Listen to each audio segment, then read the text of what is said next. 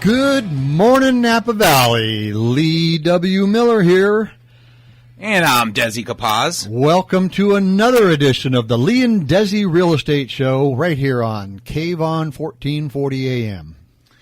I'm glad to be back. It's I another am Monday. glad to be back as well. Yep.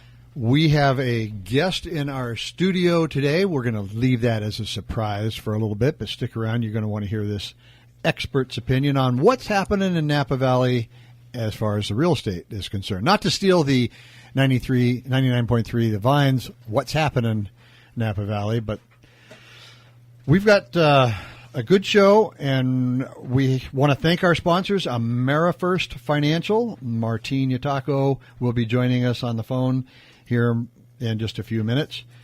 But what we always like to do to start out the show is talk about what we did over the weekend real quickly. Oh, yeah. And we did the Thursday, starting the weekend early, last week, the 2nd Street Crawl, which was a great success. Did you actually crawl? And I didn't partake enough adult beverages that was required that I It didn't crawl, get to that point fortunately. then, okay. I try to be more responsible than that. But we did hit all of the businesses that were part of that. And we turned in our passport, and we did not win anything in the raffle. But then Sunday, the Do Napa crawl on Sunday was a lot of fun, and we hit, I think, 5 different places and dropped a little bit of money in each one of those just to help stimulate the economy, doing our part. Right. Had a good time. Oh, that's great. You must have seen a lot of people out there. I didn't get the chance to do that. I was enjoying the day with my kids out in the parks in Napa. Century Park out there in Browns Valley. I mean, we were just having a blast. And good for you. Yeah, that's what I did this week. That is priority. Yeah, it was fun. My children are grown, so you can't take. Yeah, that's right. Yeah, you may have a little difficult time to take them out to play some football or something like that. I don't know. Yeah. But well, good. All right, that sounds fun. And we have Kelly Norris here today with he's vice president and general manager over at Heritage Sotheby's in Napa. He definitely has his hand on the pulse of real estate here in Napa, and we're going to talk with you today. How you doing, Kelly? I mean, get on the mic. I'm doing fine. Thank you for having me. Yeah. I don't know about an expert, but I'll do my best. Well, you've been in the business for a very long time, so yes, you are an expert, like we all are, and there's a lot of things going on in Napa and Napa real estate, and especially with the fires. I mean, we don't want to keep on bringing that subject up, but it is an ongoing, somewhat of an event that is going to continue on through the years because people are left with rebuilding and so forth. So, what do you see in Napa now? Well, I think we can't just quit talking about it, right? I mean, but it's we're into recovery mode now, and so we have to we have a new normal, and so I think what most people are trying to figure out is what that actually is. What does normal look like? And so. And there's been a lot of speculation on, what's the market going to do and how it's going to react and that sort of thing. And I think going into this, it was pretty much anyone's guess. And now we have a few weeks that we kind of more or less have an idea of what we can expect, I think. So I've definitely seen an uptick in multiple offer situations coming into the office. And so I think that because of the low inventory, that's going to be the kind of a part of the new normal. But that's not actually all too different than it was 2 or 3 months ago, though. No, well, probably for a different reason now, but yeah, I mean that's absolutely true. However, we did see a stabilization of the market for a while coming into that, and so. For several months, we saw kind of, I felt like a stabilizing market, which is, healthy. And then the fires came and everything, and then everybody was going, okay, what's going to happen in the market? And there's been people speculating that would come in and try to lowball and try to get things on the cheap, and that's not what's happening. Yeah, I don't think that's going to happen at all. Actually, I mean, are you thinking prices are going to? I mean, what are we looking at percentage wise? You think? Well, I mean, be seen in the future. Lee and I have had this conversation at times or recently, and I think that it comes down to economics 101. And we already had a low inventory, and now we have really, really low inventory. Right. And so when you have That's low a technical term in economics. yeah, well, but really low. Well, yeah, you have really, really low inventory. But with that being said, you also the demand is still high. Right. So when the demand is high and you have extremely low inventory, then I see prices probably. I don't think they're going to skyrocket ridiculously, but I definitely see them going up in several percentage points. Let's take a point here. I mean, like rents, right? Okay, rental units are seeing an increase. I mean, at this moment in time, If you can find them. right? And that's the reason is the reason why they've gone up and that sort of thing is because of that. And let's make a point clear, though. I mean, we were in the meeting the other day with Randy Gallardi, which is, he owns Crown Realty, and he's telling us that rental units, people are. I'm hearing a lot of price gouging. Okay. But when you have somebody in the unit and you're going to raise it more than 10%, that's price gouging. Yes. That's correct. against the law. It has That's to be against the law. only It's 10%. against the law. But if there is no one in the unit and there's somebody just looking for a renter, they set the market price. Whatever the market will bear. That's right. So that's what we need to get. Make I think that distinction. That distinction, Right. because I'm hearing a lot of price go. Oh my gosh, this unit, would have been $3,500. Now it's $4,500. Well, no one's in there. Well, and that's what they're saying. Yeah, I mean, you can set your own prices, and if it sits there vacant, then that's your fault, obviously, Right, as an exactly. owner. But at the same time, you can't just say, we've had this problem. I'm going to raise my rent or raise your rent more than 10%. Although before I bought a home a few years ago, we were renting, and they raised the rent like 22%. And we were in the unit. That caused us to move out of the unit, but I find that interesting. Yeah, but that wasn't tied to a specific okay. event. That they were probably just increasing your rent to scale, and if that's the scale, and what the market is bearing at that time, then they may have that might have gone up that much percentage points over that particular year or 2 years, depending on what your lease agreement was. I didn't bear it.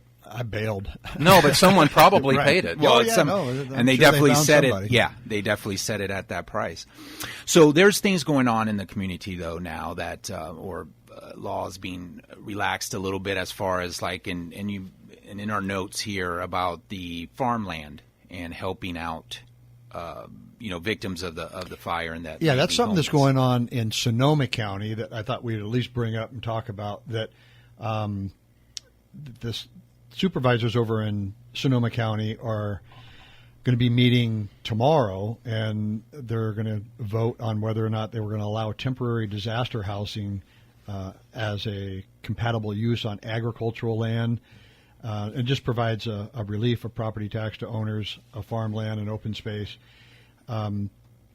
Whereas before you can't have any dwellings on agricultural land, but they're Right. going to just temporarily allow that. With that, yeah. So Is there a time period? Is there any kind of limitation?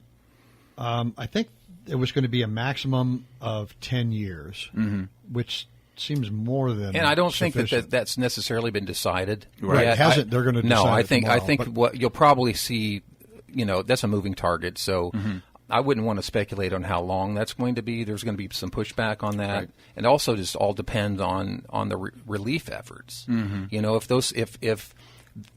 If people can start building again and they can find their homes, places to live, then that will probably have a determining factor on how long that's actually going to be. I Right. would Maybe they'll leave it open ended and subjectively decide, okay, we're going to shut this down at this point. So. Well, and other relief efforts we should mention to our listeners is John Tudor, going to John Tudor, our county assessor in Napa, and, trying to adjust your property tax. If you are one of the owners that have lost your structure, he will adjust that tax, the property tax accordingly, and that would send some relief to the homeowner. Certainly, during this time. So that's another way that our great, county and state is doing. And I what would we can. definitely encourage people to. I know that his phone has got to be ringing off the hook. Oh gosh! But it's to find out where they stand. I think it's a good idea to reach out to them directly for sure. Right. You know, it's interesting. I love how our leaders and the Sonoma County leaders are being proactive, and they're doing everything that they can. I'm talking with one fire victim in particular, my brother, who lost his home in Santa Rosa, and there's talk that the insurance companies will allow the money that would be paid to a victim for rent to actually go toward purchase of another home, a replacement home. And that totally makes sense, because why would you rent for 2 to 3 years if you can just go ahead and buy another home in the interim? But I'm surprised at how many people I've talked to who have lost their homes who are not wanting to rebuild. I just find that an interesting dynamic. I think that probably will change over time. I think that people right now, it's really fresh, and I think they're going to be looking at their situation going, they're making a kind of a knee-jerk reaction to their situation, which is totally normal, and you would expect that.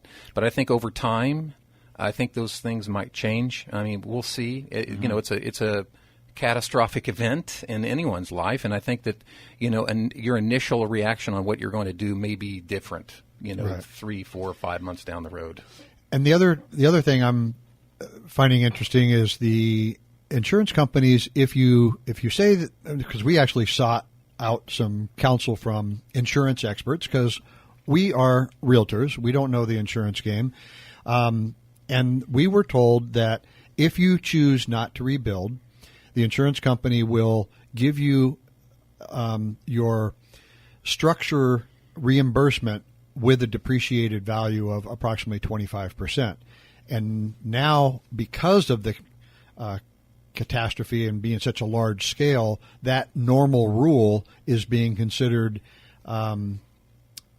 showing some leniency and not deducting the depreciated amount, but giving the full amount, even if the party chooses not to rebuild. Have you guys heard that?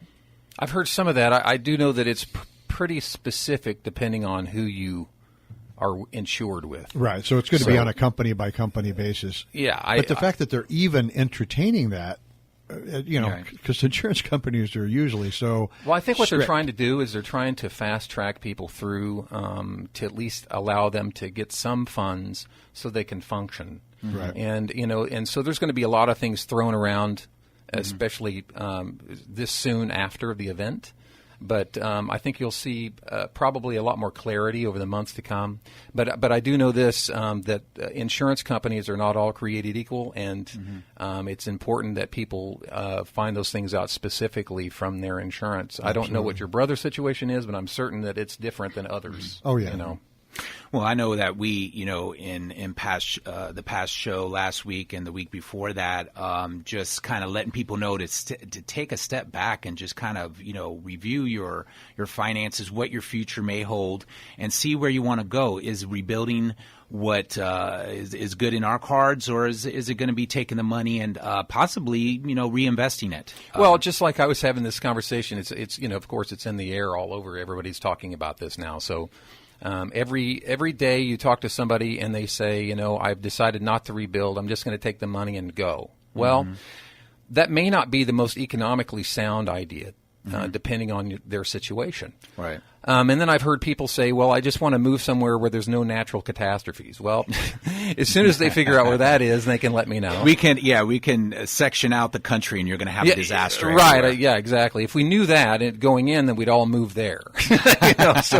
But, I mean. And if they're not natural disasters, you might get nuked. Yeah. Well, who knows? I mean, the fact is that you just can't get away from Mother Nature. She has a way of taking control. She does. And so the good news is to counteract all that is we live in a wonderful place. And so when the dust settles, that's what we have to go on. We live in Napa, which is pretty special. If you just tuned in, I'm Lee W. Miller, and my co-host Desi Capaz. We are realtors with Heritage Sotheby's, and we have in studio with us the general manager of Heritage Sotheby's, Kelly Norris. Well, I also, real quick, I just want to invite listeners to also, if you have any suggestions or have any opinions about what we have to say, or you have questions, you can always contact us through email at leeanddesi@gmail.com, or you can get us right away on Twitter at Lee and Desi. I try to look at our Twitter page during the show. So, but those are two good ways of getting a hold of us. Or you can go on our website at leeanddesi.com.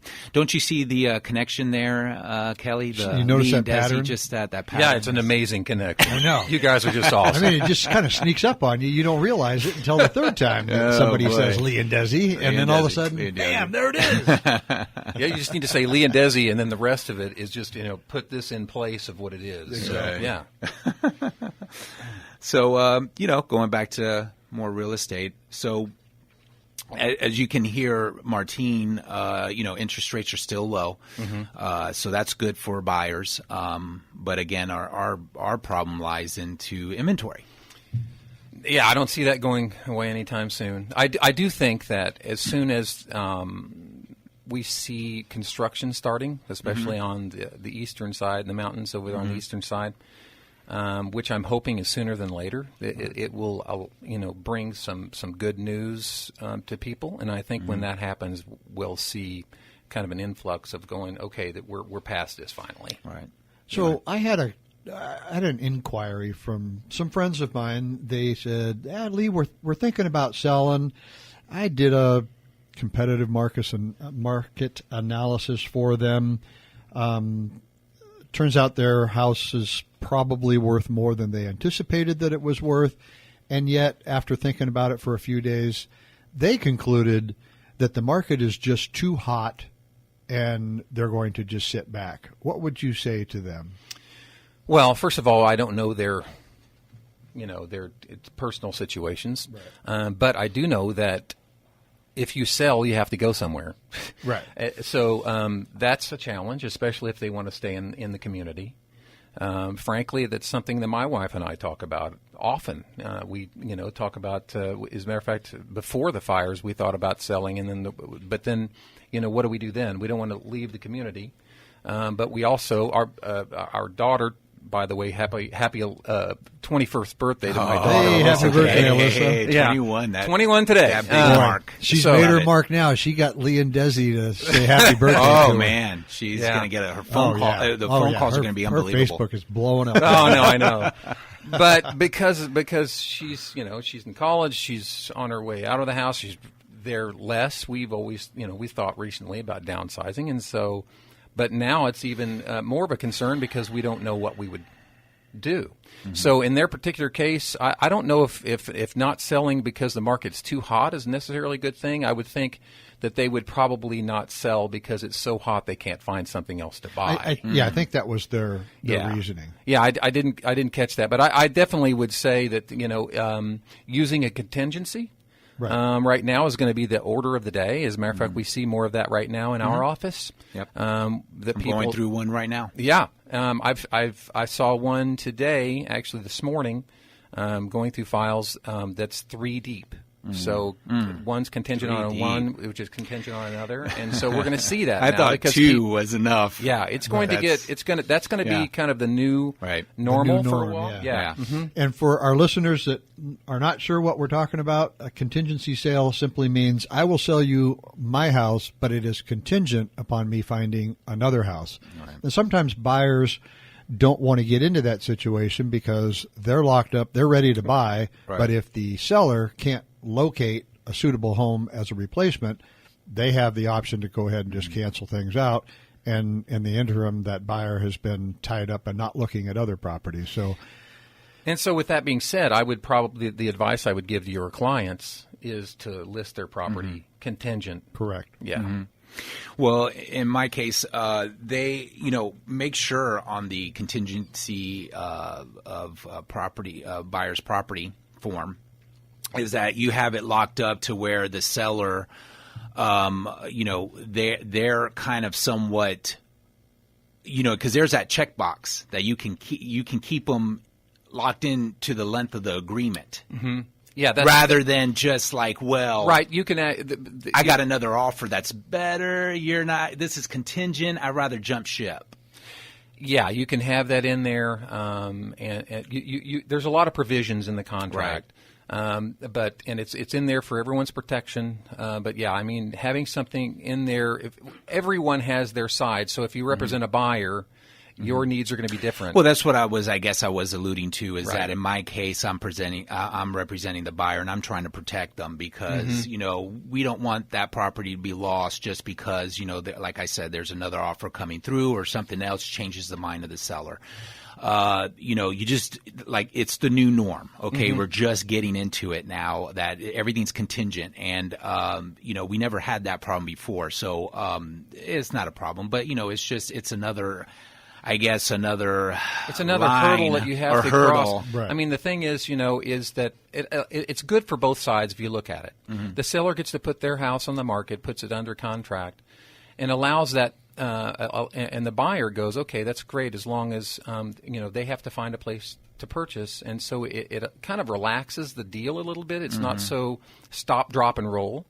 Everyone's out there looking for a place, and so it allows them time, and time is what everyone needs right now. Well, it's definitely a domino effect. No I question. tell you, I mean, I'm talking to the agent all the way across the other side of the of their sale and their transaction, the actually representing the buyer and trying to figure out, okay, so everything's going good on your side. How is inspections going?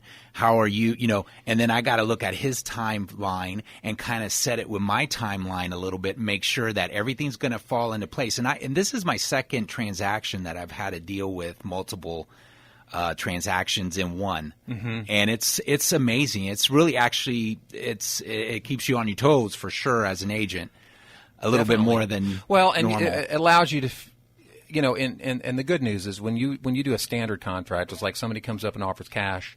You have a short close, you get everything done in quick order, and then you can get on to closing. When you have contingencies, that's more. It's not necessarily relaxed, but I think more people. There's still timelines that you have to follow and all that, but it doesn't feel as dire as it would be on a short situation. Right. So I think everyone's trying to get to where they want to go. It's situations like that though where it really makes a difference who you're dealing with, the other agents, and if they are polite and respectful and on their game and they communicate well, because man, when they don't, and sadly there are realtors like that in every community that can be kind of hard to deal with, and or they just don't communicate. They're wonderful, nice people, but they just don't answer their phone, and they only respond to emails once a day. And when you're trying to get all those timing dynamics all put together, it can be tough. So well, but again, they have to realize that it all is contingent on the other person or the other transaction. So they have to be on it. If not, things could fall apart really quickly. Well, if you look at it this way, if you've got a good situation where you've got everyone that's professional in a contingency contract, not only is the person trying to find that person a house, now all of a sudden you've got two agents that are interested in getting that person a house.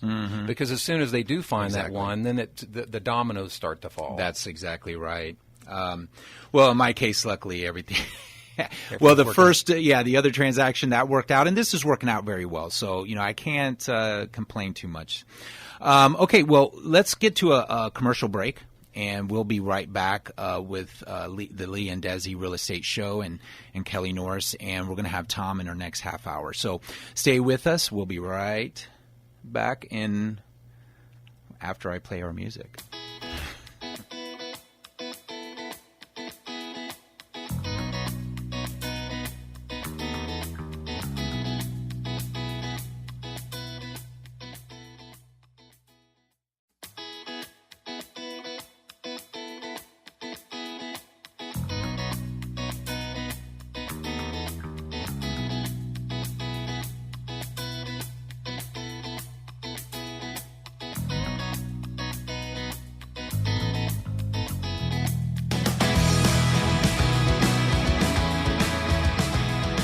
Welcome back to the Lee and Desi Real Estate Show.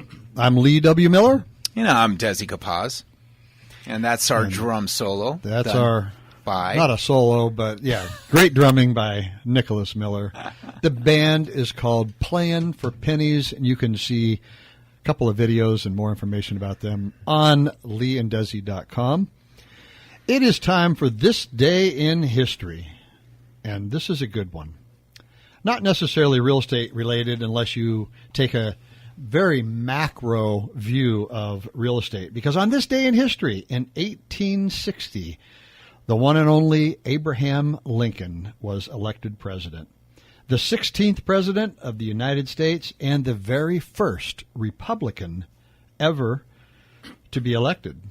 And he only had 40% of the popular vote.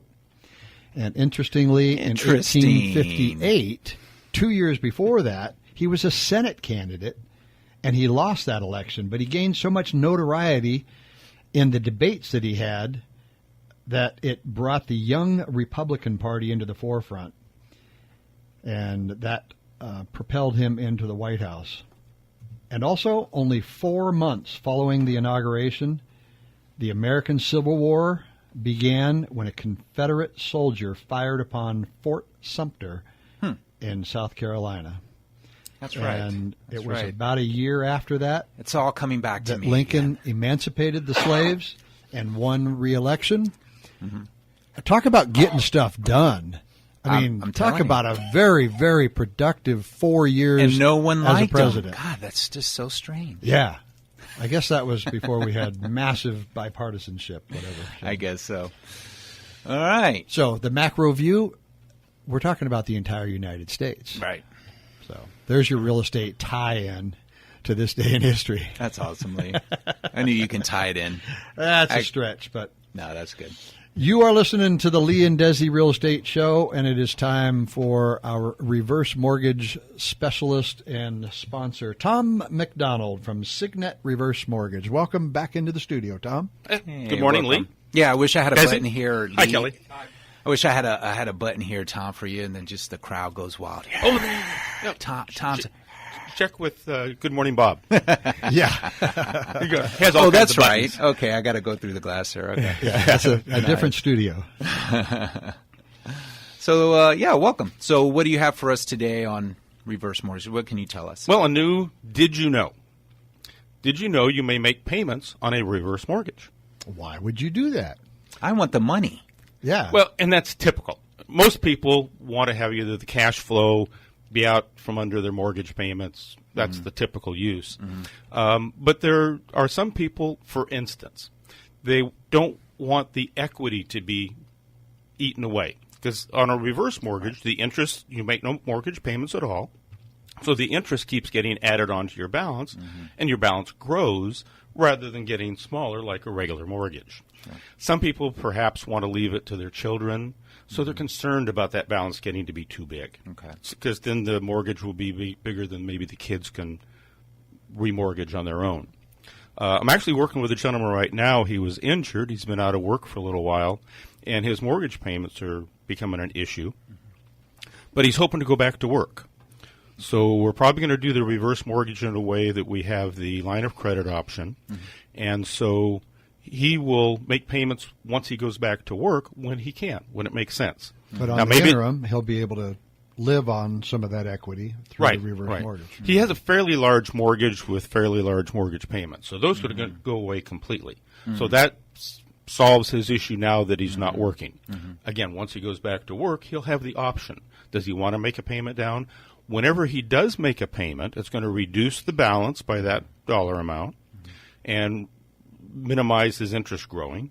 But at the same time, that gets added dollar for dollar to his line of credit that he can use in the future. Okay. And having access to that is nice. So you aren't like a regular mortgage. If you make a payment, you reduce the balance, but you don't get to reuse it. More like an equity line where if you make a payment, you get to reuse those dollars. Sure. So that you don't feel like the money's completely gone. Right. And the line of credit grows over time at the same interest rate that the borrower pays. Okay. So it's growing, let's call it 5%, you aren't going to see that in a bank account. So a very good Yeah, approach. Most people don't do that, but it's a nice option to know that you have. Did you know? That's a great did you know. Yeah. Because a lot of people don't know. People are confused by reverse mortgages, and that's why they need to talk to Tom McDonald, because he'll answer the questions honestly. If it's not for you, he'll tell you, hey, this doesn't make sense for you. Well, and is there any time age limitations to that? Well, the minimum age to do a reverse mortgage is 62. Okay. No maximum age. I helped a lady last year. She was 99. Okay. A little Energizer bunny, just still working. Had her little 86-year-old boy toy. I love it. But no, there is no age. Some people think A cougar. I'm too a old. 99-year-old cougar. Yeah, right. God bless her. Some people think they're too old to do it, they're Right. too young to do it. There is no perfect age. It depends on what you need to do. Where you are in life. Yeah, pretty exactly. much. Awesome. Well, thank you very much, Tom, for coming on and then giving us that pointers. I mean, the more we have you on, the more and more I think our listeners are going to understand reverse mortgages, because it's just one of those things that, we are trying to wrap our heads around. Yeah, there's just lots going on. Yeah, it is. People don't know that. Well, you can always call Tom at 707-265-6385, or you can email him at tom@reversemortgageconsultant.com. And it's Signet Reverse Mortgage, taking people from where they are to where they want to be. Thank you, Tom. Thanks, guys. All right. You know what? What's up? What does this mean? Ooh, Everybody hear that? I don't know. It sounds good, man. It It's sounds a new like aspect of the show. That's what that is. all right. It's time for real estate trivia. All right. All right. I just learned this, and I thought this was pretty cool. So I know here it Kelly's is. going to get it. Here it is. Well, I don't know. He's an expert, but I don't know if he'd know about this. I'm recusing myself. Oh, yeah. That's probably wise. So early real estate brokers, like long time ago, they were called optioneers. Not auctioneers, but optioneers. And the auctioneer would list property by entering into an agreement option to purchase the property with the seller. Now, he or she is the optioneer. And they would then find a buyer willing to pay some amount more than they were obligated to pay Just to like the seller stocks. in the option contract. And once found, the optioneer would then exercise the option and simultaneously resell the property to the buyer at the higher price. And the difference between the option price and the resale price was what the optioneer's Right. commission was. Obviously, A this lot. method of brokering real estate presented many opportunities for dishonesty and fraud, and it is no longer part of our industry. Right. But probably few people had ever even heard the term optioneer before, and therefore, that is our real estate trivia of the day. And we are going to have a drawing. So if you send an email to leeanddesi@gmail.com and include the word optioneer, maybe it'd be interesting to see how many versions of spelling that comes in at. Just put that somewhere in the text or in the subject line. We're going to have a drawing for a nice bottle of wine. So Out of your stash. It's private, exclusive stuff out of Lee's. Put him on the spot. He's like, whoa, wait a minute. No, not out of my stash. No, it'll be a nice bottle of wine. And so if you like drinking wine in Napa Valley as much as we like that and real estate, go ahead and send us that email and enter yourself in that drawing. It'll be fun. Do it. All right. Welcome back, Kelly Norris, Yep. to the Lee and Desi Real Estate Show. And so far, what do you think? So far, so good. I was just finishing up my email to, so I could win that bottle of wine. That's what he was doing. Okay, I gotcha. I gotcha. Well, it is going to be a drawing, so he might win. Well, it's who are the exclusions out of who's Probably just Lee and Desi. Anybody. whoever works on our show, Lee and Desi. So you can send like 15 emails and you're good to go. Yeah, one email entry per. I know, right? Whoops. Yeah, you got to be you got to have on the that contract. Lee. Yeah, disclaimers are. Yeah, you got to put disclaimers out there. Yeah. Okay, so no, that's great. It's going to be fun. It's going to be fun. So let's move on. Okay, let's kind of move in this direction. We talked about it last week. Tax reform, and how that's going to. Yeah, right. It's a heated subject. It really is, and I think we need to put more information out there for our listeners. But for the most part, how is that going to affect home ownership in Napa? What do you think? Well, first of all, it's got to get passed. So I mean, That's a big everything that we talk about today is up in the air, and so what we think is likely to happen probably won't. It's my opinion that, and this is just my personal opinion. I believe that the mortgage deduction part of the code will remain. Mm-hmm. I don't think that's going to be anything that the Senate is going to agree to, right.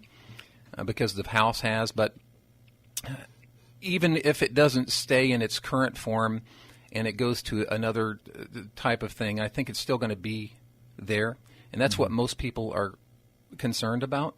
And I think right now it's not to overthink what might be. Mm-hmm. And prepare ourselves. But what do you think the majority is concerned about? The mortgage interest deduction going away, or student loan debt? The deduction going away. Well, there's so many elements. How it affects the real estate market in the aggregate. If let's say that it just passed the way it's written now, mm-hmm. which I don't think it will, but if it did, it would only really affect about negatively affect about 3% of the population. Mm-hmm. Okay, so and by that I mean what the average home sale or price in the country is around $200,000. Mm-hmm. That's not the way it is here, obviously, and it's not the way it is in California or New York. But if you take the aggregate, it would affect a lot less people than most people would realize. I mean, it's going to affect the high income states. Yeah. Okay. California, that's New the York, problem. See, is it's specifically affecting people in our area, and then higher areas, higher home value areas. Right. So that's why I don't think it's going to go. I mean, that's my personal opinion. And even if it did, like right now, what they're saying to do is mortgages or the interest. That you can write off would cap at $500,000. Right. Okay, and before it was $1 million, so it pretty much took most people in. And that's per year. So that's a huge mortgage payment.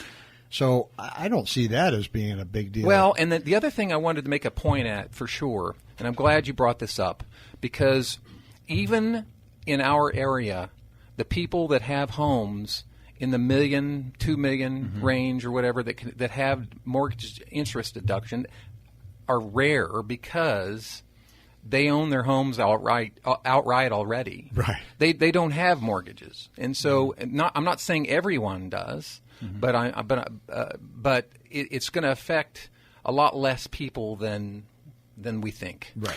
Well, and then on the flip side of that, though, the ones that are able to afford, it's real easy. I do it all the time. I'm just slapping the I started pointing. I start making points, and my finger hits the ground. Lee's lucky. That's why I do this a lot. I cross my hands. For those of you who can't see, I just thought you didn't like me. That's why you're. I was putting the barrier Kelly's down. body language is arms across his chest so that he doesn't pound the table. Yeah. Like you said, going into this segment, this is a subject that's it's people get animated about it, because it's important. Well, and like I said, I mean, on the flip side, I mean, a lot of them do own the house outright, free and clear, so they don't have no mortgage. But some that can afford the mortgage of $500,000 or more, what class are we talking about here? I think what is likely to happen if they keep going down this road and they make the cap $500,000. That's what the House wants to do. Right. if that's actually what happens, then I think what the Senate would do is like they'll say, okay, well they'll be able to write off their interest up to $500,000. Right, and that's Correct. what I think. And then anything above that's exempt. Their first iteration was not that way. Right, It right. was eliminated entirely. Yes, and so yeah. Well, and not only that, that's for new home sales after November 2nd of this year. Mm-hmm. So everybody else that has a house, you're exempt from that. You still write off And again, the deduction. that's all up in up the to air. $1 We million. just don't know yet. I mean, we're talking about Exactly. something in the future.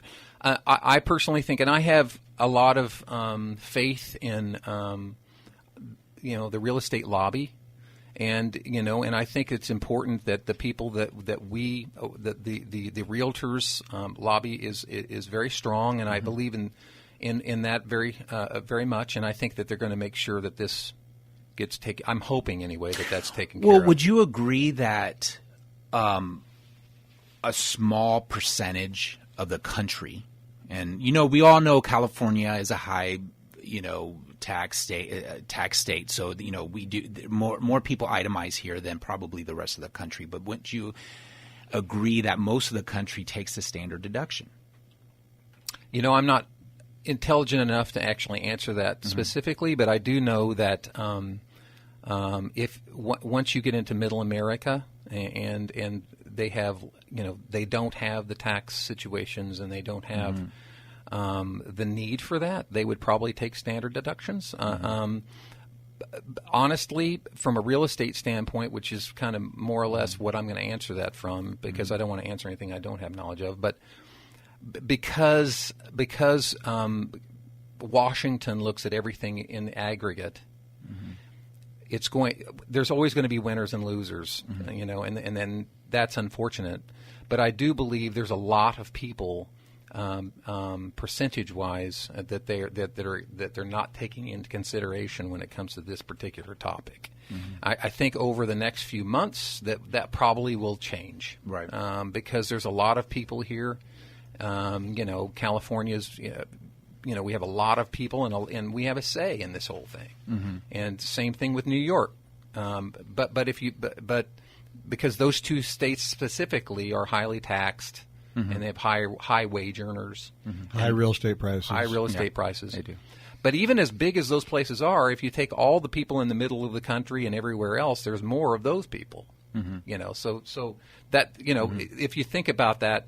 The average sales price of a home in the United States is $200,000. We don't even know what that looks like here. There's mobile homes for that. Yeah, but there, that's just That's it. If you went to the middle of the country, a nice home is $200,000, $250,000. So anyway, all that being said, I think that we'll see. I think we'll see that remain because it's very problematic otherwise. Right. That's just my opinion. Well, that's why we asked. Right. Well, That's why you're here, And so another you can thing give I your wanted opinion. to point out, and I don't know. I know he has more stuff. That's I fine. know. Well, what I was going to say is, if you look at what we're really talking about, because they're looking at doubling the exemption, right, the standard exemption. So if you take the average sales price in the country, let's say it's $200,000, and the mortgage is at 4%. You're talking about $6,000 in total taxes. Right. That's actually less than the standard deduction. Right. So from that standpoint, it makes total sense. Right. But from where we are and where we're sitting, it's a different story.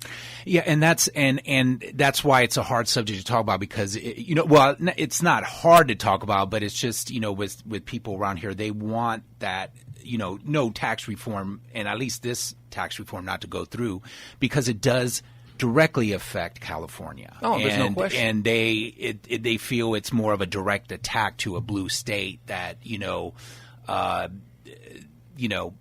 the Republicans are trying to do that. It really favors the Midwest to the southern states. Actually, I would probably go. lower I would go taxes. backwards and say it's not really affecting blue or red states. It's affecting high wage earners and high property values. But with that being said, there's a more fair way. I think everyone would love to be able to do their taxes simply. I mean, my taxes look like War and Peace every year, and I have to hire some guy that I don't know, and I talk to him once a year, and here you go, here's several $100s for you to like write another book on me. I mean, I would love to be able to fill out my taxes and be able to do it in an afternoon. That would be really awesome. Well, okay? on a postcard size. Yeah. I mean, I think all of us, no matter what state you're in, would love that ability. Yeah. It's just not that simple. No. You know. And so I think there's ways to make it simple, but no one's asking me. Well, and if they did, you'd be happy to tell them. So there's other aspects to the tax reform beyond mortgage interest deduction. On a primary residence, they're talking about eliminating it entirely on second homes. There's also no longer having an interest deduction on equity loans, eliminating state and local income tax deductions. Do you see those as okay or no, kind of a non-issue? I don't, and I'll tell you why I don't. Right. All they're doing is they're pushing people to rent, in my opinion. And what that's going to do, if they want to really mess up the situation where you want to drive home ownership in this country, then you would do something like that. The reason why I say is because if you remove someone's need to buy a home or incentive, very, very good, their incentive to buy a home, and then they remove that, they're going to want to rent, and then what that's going to do is it's going to drive people with means to buy homes and then rent them to them. Then they're going to get the deduction because then they get to depreciate the asset. Because the people with means are going to be able to depreciate that asset and still to take a tax deduction through depreciation. So it widens the gap between totally. The haves and the have-nots. Absolutely, and I think it's a huge mistake. I think what they need to do is they need to drive home ownership. Let's face it, especially in the middle part of the country and, well, everywhere in the country, our biggest asset is our home, and it's where most of our savings are. Right. You know, there's a lot of people in the country that don't have savings, and if you're driving them to rent, the people that are going to be making the money long-term are the people who are going to have the means to buy them, turn around, depreciate the asset, and then rent it to someone that can't afford to buy. It's a problem. And we're already in a decades-low percentage of home ownership. Right, and this just exacerbates that problem, right, in my opinion. Yeah. I if anything, they should be incentivizing us to own homes in more of a way as opposed to taking things away. I think this is a huge mistake, and I think at the end of the day, I think that hopefully the level heads will prevail in this thing, and they will realize, and I'm not so sure that the people at Capitol Hill I think they're kind of removed from living in our lives or walking our shoes every day because they're all up there, doing their own thing, and they don't realize what it's like to live out here, Right. So it's important that they step back and get real information from real people so they can make decisions as opposed to being the little bubble that they are in. Yep. Well, just quickly, it's the owner-occupied housing, tax benefits, they add up to about $175 million annually for our budget here, as a country. 175 million? The mortgage, $175 million. The mortgage interest alone, it costs the Treasury $100 million, roughly, about $100 million. So that's more than some budgets of departments in our country, like the education and the. That seems really low. That seems. It's owner-occupied tax benefits that that we're paying out, subsidizing. Oh, subsidizing, not $175 million. I thought you meant how much the Treasury takes in. So no, that's it's way more than that. I was going to say. Yeah. So over 5 years, it's about $1 trillion. You're talking about. So it's a lot. It's a lot of money we're subsidizing. We're paying for. It's pushing out the deficit more. Don't you see it that way? Well, you can look at it that way. Frankly, of $175 million subsidizing, I don't look at